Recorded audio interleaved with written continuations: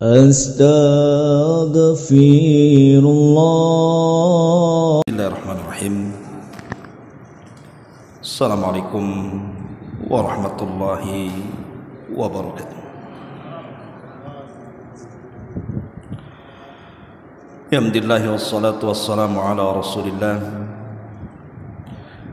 wa ala alihi wa sahbihi wa mawalah wa la hawla wa la quwwata illa billahi wa ba'du. Alhamdulillah, di malam ini kembali kita bisa duduk bertalabul ilmi di Masjid Nidaul Ilmi Kapling Beliung Tanjung Riau. Salawat dan juga salam kita hadiahkan kepada Rasul kita Nabi besar Muhammad sallallahu alaihi wa ala alihi wasallam.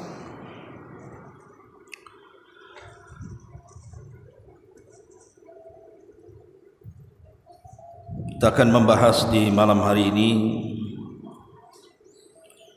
beberapa kaidah dari rahasia keajaiban dari kesehatan Nabi sallallahu alaihi wa ala alihi wasallam.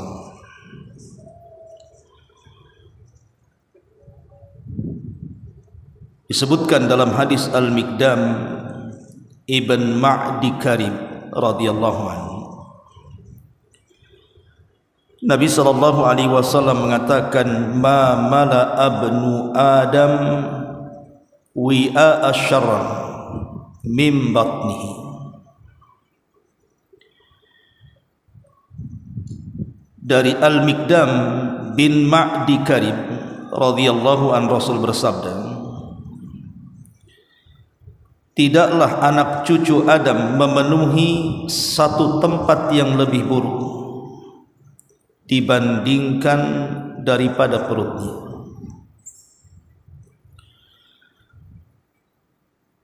Dan dalam riwayat yang lain,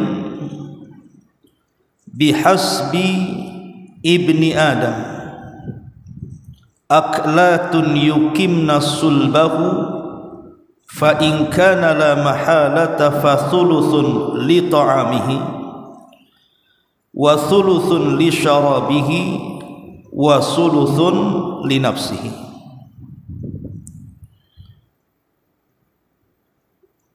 Dalam riwayat Nabi sallallahu alaihi wasallam mengatakan, kalau memang menjadi sebuah keharusan seseorang harus memakan dengan makanan yang banyak dalam perutnya, maka gunakan sepertiga untuk makannya, sepertiga untuk minumnya, dan sepertiga untuk nafasnya. Hadis ini juga disahihkan oleh Syekh Nasiruddin Al-Albani rahimahullahu ta'ala.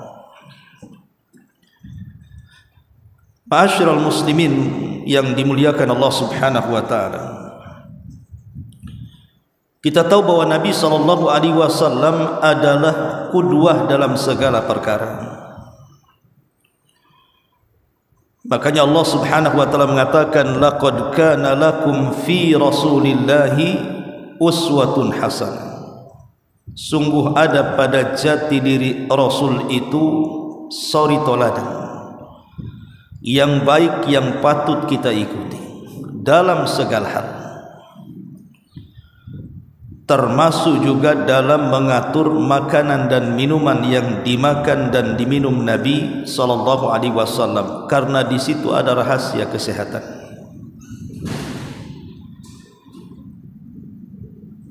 Sebagian ulama mengatakan dari hadis ini ada 6 kaidah yang sangat bagus sekali kalau seandainya kita renungkan dan kita amalkan. Pertama, jangan memenuhi perut dengan makanan yang banyak,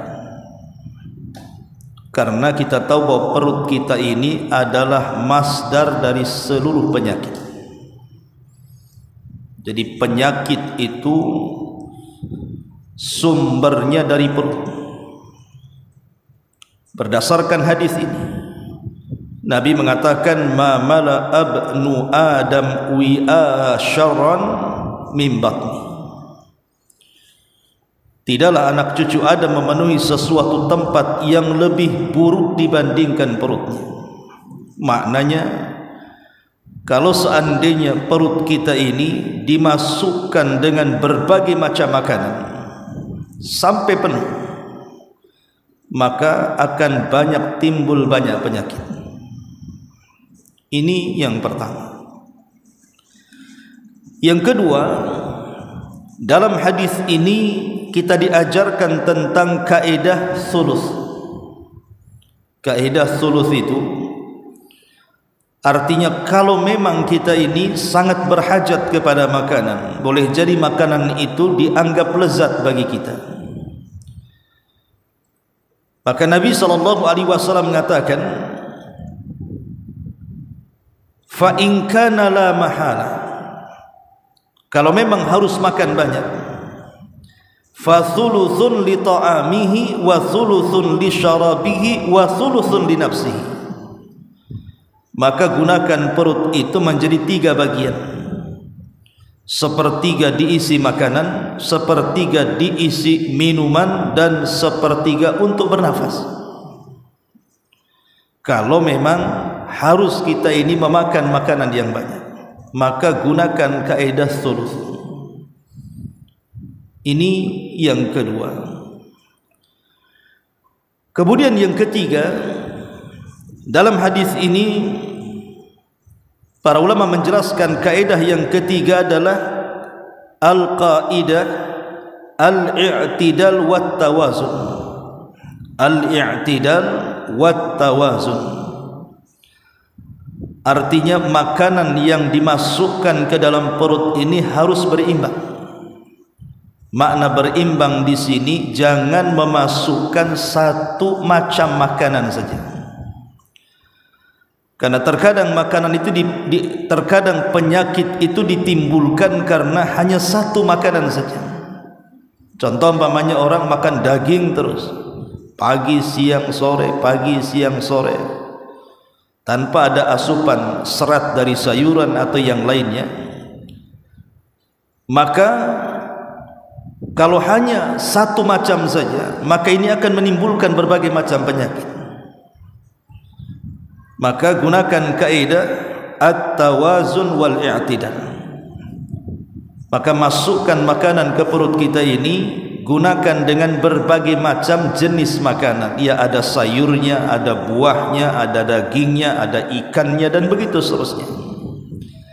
Karena di sini ada kaidah kesehatan yang diajarkan Nabi sallallahu alaihi wasallam. Ini kaidah yang ketiga. Kemudian kaidah yang keempat, jangan israf. Jangan berlebihan dalam memakan makanan apa saja, walaupun zatnya halal. Nabi, bahkan Allah Subhanahu wa taala mengatakan dalam surah Al-A'raf ayat 31, wa kulu washrabu wa la tusrifu innahu la yuhibbul musrifin. Makanlah dari makanan yang kau makan, minumlah dari minuman yang kau minum, tapi jangan berlebihan. Karena sesungguhnya Allah Subhanahu wa taala tidak suka dengan orang yang berlebihan.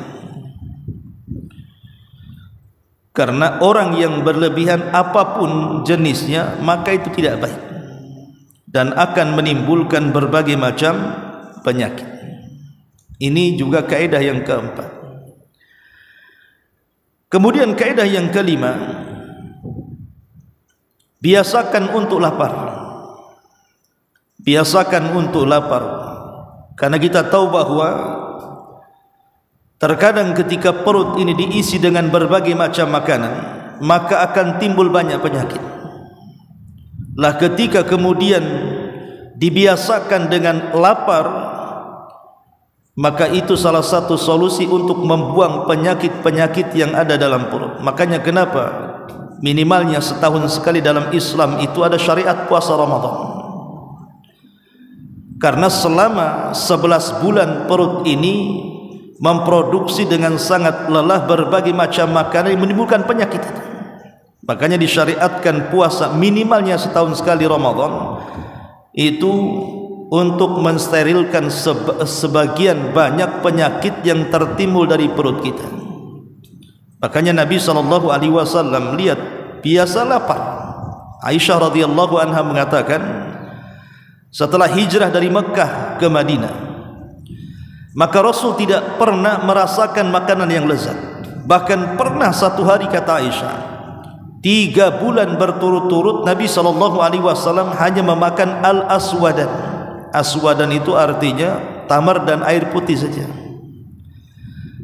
Ini kaidah yang kelima. Dan yang terakhir, simpanlah makanan di rumah itu yang mengandung obat-obatan seperti madu, minyak zaitun, habbatus sauda. Karena begini, ikhwatu fiddin muliakan Allah Azza wa Jalla, dalam bab tauhid atau dalam kitab tauhid, ketika kita bicara tentang sistem pengobatan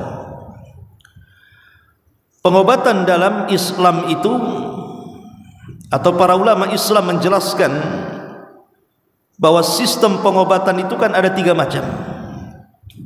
Pertama, ada yang memang secara zatnya,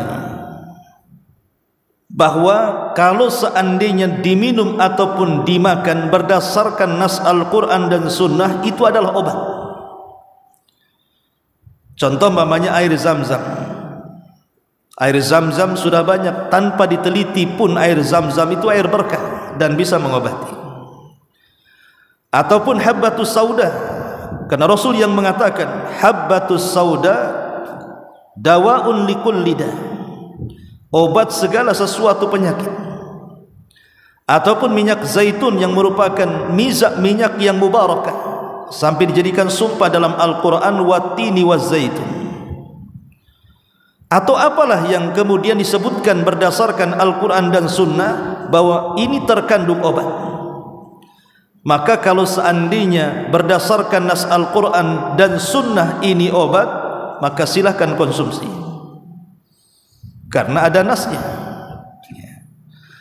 Yang kedua, boleh jadi mungkin Al-Quran dan Sunnah tidak menjelaskan ini obat, tetapi ada tajribah. Tajribah itu mungkin ada semacam eksperimen ataupun penelitian dari pakar-pakar kesehatan. Siapa yang memakan akar-akar ini, maka akar-akar ini mengandung zat tertentu yang bisa mengobati ini dan itu. Atau mungkin daun-daunan tertentu kalau direbus, diminum airnya bisa mengobati penyakit ini dan itu. Dan itu berdasarkan penelitian dan sudah banyak diuji coba. Maka ulama mengatakan tidak ada masalah kita mengkonsumsinya. Masalahnya yang ketiga, Quran Sunnah mengatakan ini tidak obat.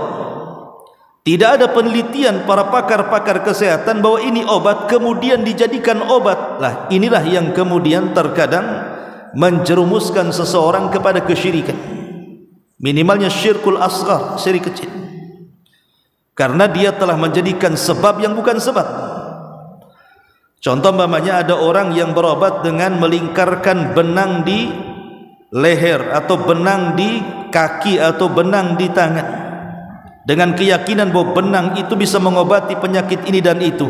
Lah ini bahaya, merusak keyakinan. Makanya satu hari saya pernah dakwah di Pulau Moro sana. Itu ada dalam setahun bulan-bulan tertentu, entah apa keyakinan orang pulau itu. Jadi ada sebagian anak-anak kecil mereka itu dilingkari gelang dari benang warna kuning di lehernya, di perutnya, di tangannya kan itu.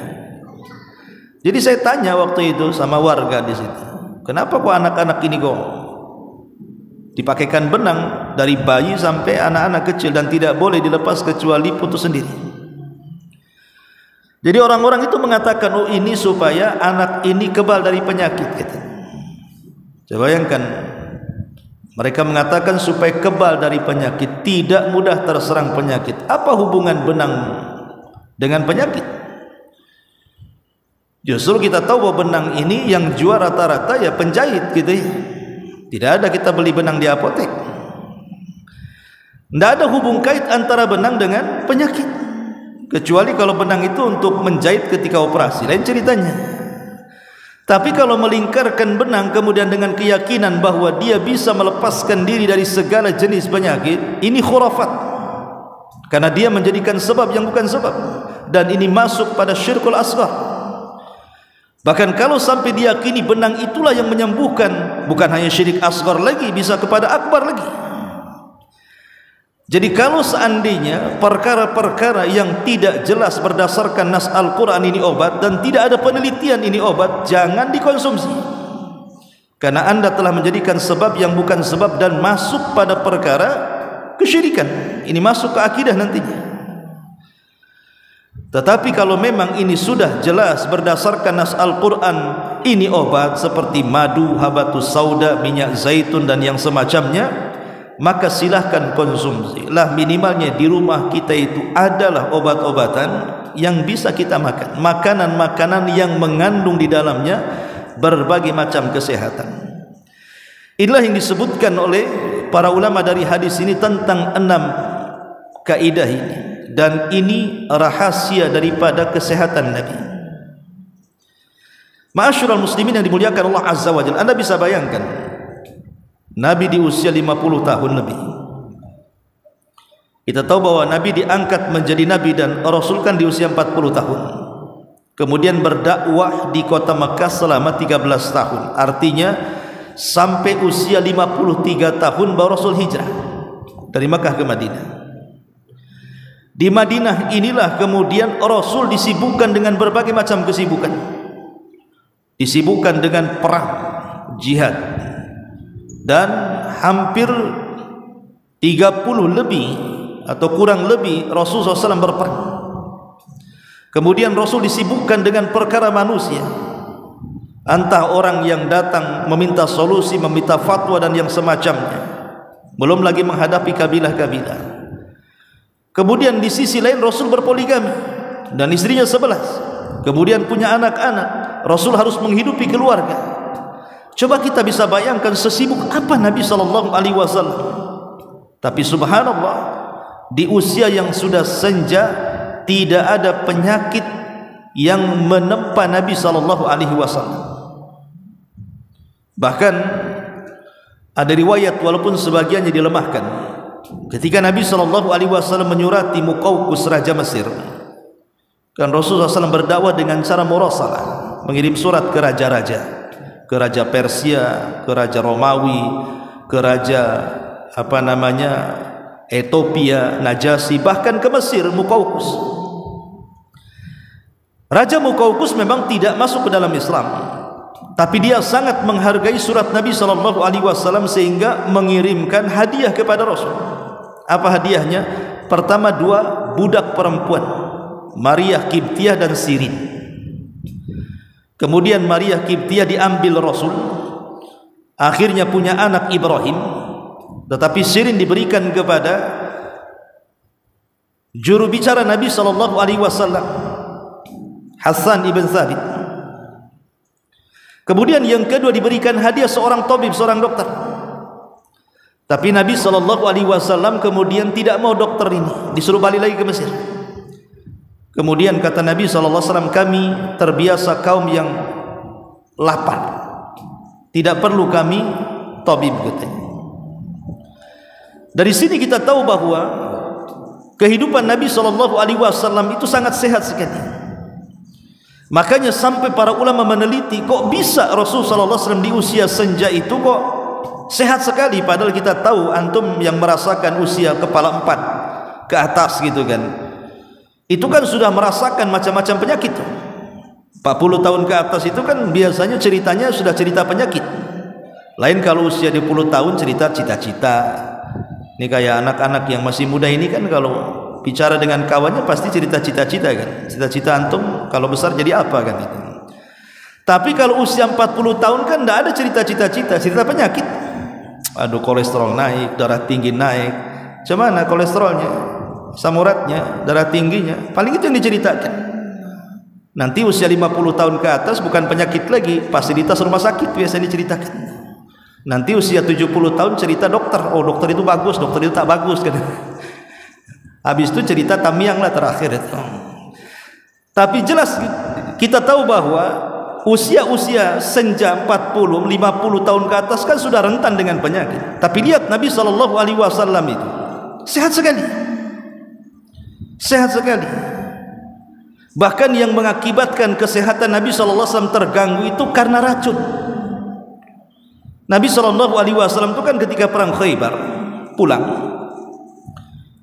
kemudian sebelum pulang dijamu oleh seorang wanita namanya Zainab bintul Haris, Yahudi, seorang wanita Yahudi yang ingin meracun Nabi. Kemudian wanita ini, Zainab bintul Haris ini bertanya kepada orang, apa sih yang disukai Nabi itu? Orang-orang mengatakan pahanya daging kambing.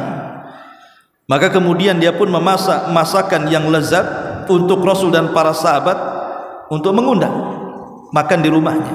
Dan ini menunjukkan boleh memakan makanan orang Yahudi, sembelihan orang Yahudi boleh.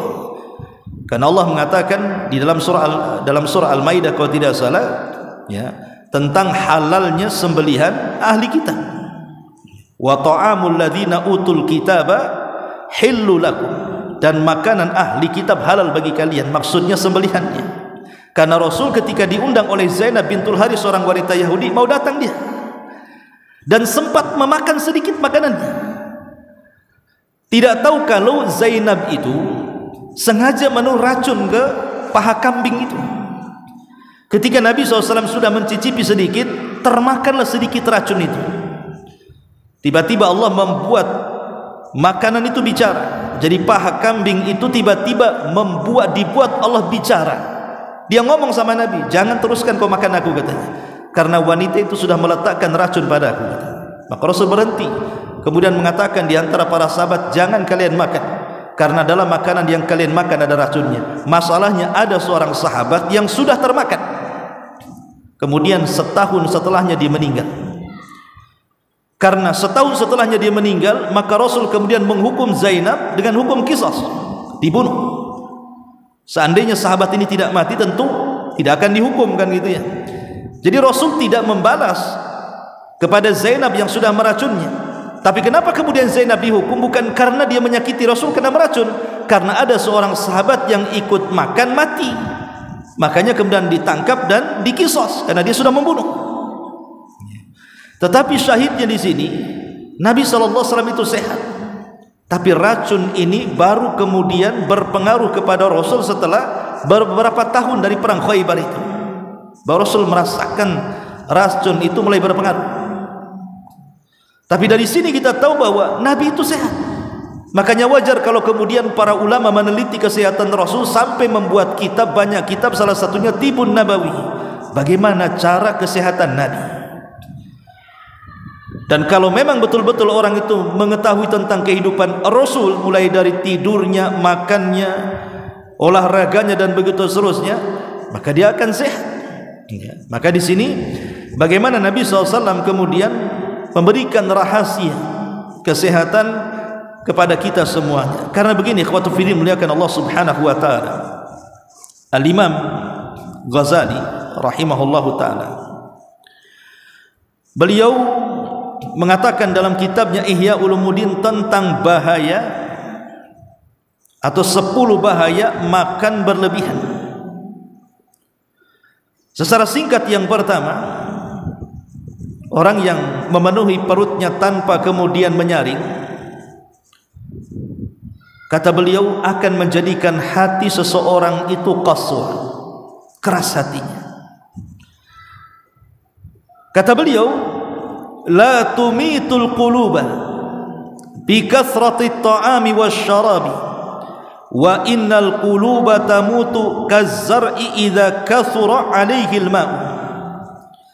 Kata beliau Al-Ghazali, janganlah kalian mematikan hati dengan banyak makan ataupun banyak minum. Sesungguhnya hati itu seperti tanaman yang akan mati apabila terlalu banyak air. Kalau antum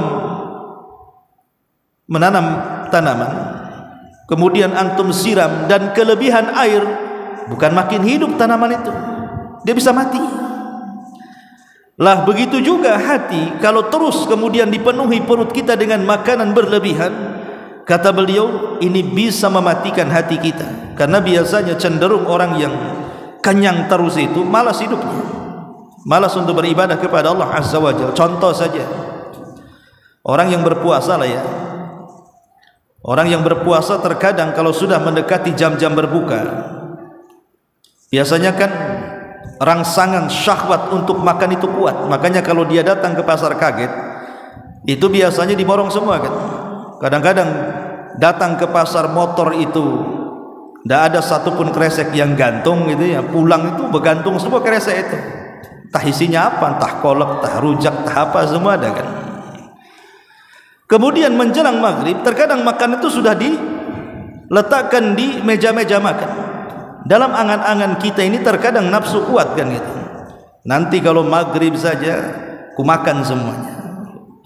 Betul, kalau itu kemudian keinginannya dipenuhi, pas waktu maghrib semua makanan yang ada di meja pindah ke perut sak meja-mejanya, itu kan masalah. Akhirnya kan malas maghribnya, malas isyanya, malas pula tarawihnya kan. Dan itu kita bisa rasakan kok itu. Ini bukan cerita, antum bisa merasakannya. Lah itu kan bisa menunjukkan bahwa terlampau kenyang itu bisa melemahkan dalam ibadah. Kenapa? Karena hatinya menjadi mati. Ini yang pertama. Yang kedua, kata Imam Ghazali, mendorong untuk berbuat maksiat. Orang kalau kenyang terus itu mendorong untuk berbuat kemaksiatan kepada Allah Subhanahu wa taala. Kemudian yang ketiga, kecerdasan berkurang karena malas gitu ya. Kemudian yang keempat, semangat beribadah menurun. Malas untuk beribadah itu karena bawaannya ngantuk biasanya ya, kayak ular sawah habis makan tidur. Seperti itulah orang yang kemudian kekenyangan. Bahkan lebih daripada itu, kata Imam Ghazali yang kelima, hilangnya halawatul ibadah. Jadi manisnya ibadah itu akan hilang. Ketika